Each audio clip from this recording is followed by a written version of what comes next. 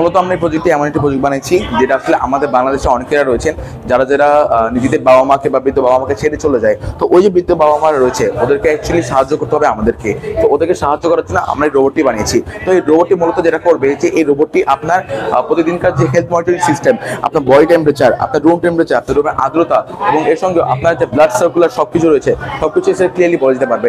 এবং এর সঙ্গেও এই এমন একটি রোবট যে আপনার সাথে কথা বলতে পারবে, কারণ অনেকের মা বাবার রয়েছে যারা নিজেদের কোনো ছেলে মেয়ে নেই বা কোনো ওয়াইফ নেই। তো ওদের অ্যাকচুয়ালি একটা কথা বলার জন্য বা একটা সঙ্গী দরকার যে তার সাথে কথা বলতে পারবে। তো এরকম কথা বলার একটা পার্টনার হিসেবে আমরা রোবটটি বানিয়েছি।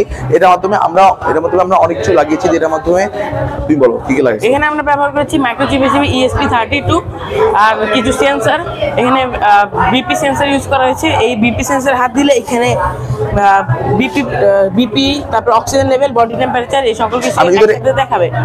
ওকে, এবার আমি যদি এক্সাম্পল হিসেবে দেখাই, আমার এখন বডি রয়েছে, আমি আমার যে বুড়ো আঙ্গুলটি সেটা আমি এখানে লাগাই দিব। তো আমি এখন মূলত দিচ্ছি আমার ওকে। তো যখন আমি এটা আমার টিপ দিব তখন এটা আমার SpO2 বা আমার অক্সিজেন মিটার আমার বডি টেম্পারেচারটা বলে দিবে, আমার হার্টের বলে দিবে, আমার রুমের আর্দ্রতা এবং আমার রুম টেম্পারেচার বলে দিবে। এটা প্রুফ করার জন্য আমার কাছে রয়েছে সেই আসল অক্সিজেন মিটারটা। আমার ওখানে ছিল 102 বা 100 বা 101 এর মতো। তো আমি যদি এখানে এখন সেটা যদি মিটার করি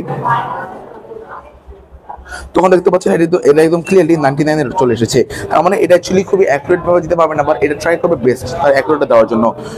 এখন আমরা দেখাবো এটার মাধ্যমে আপনি কিভাবে যার সাথে ইন্টারঅ্যাক্ট করতে পারবেন, এটার মাধ্যমে আপনি এটার সাথে কিভাবে কথা বলতে পারবেন সেটা আমি এখন আপনাদের দেখাতে চলেছি। যেমন আমরা একটা মডিউল ইউজ করেছি যেটা আমরা আমাদের সাথে ফোনের সাথে কানেক্ট করে আমরা এটাকে ব্লুটুথ স্পিকার মাধ্যমে আপনাদের কথা বলাবো।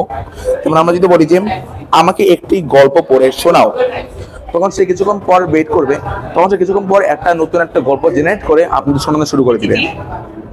রোদটা তখন নরম হয়ে এসেছে, মেঘের আড়ালে স্কুরল লুকোচুরি খেলছে।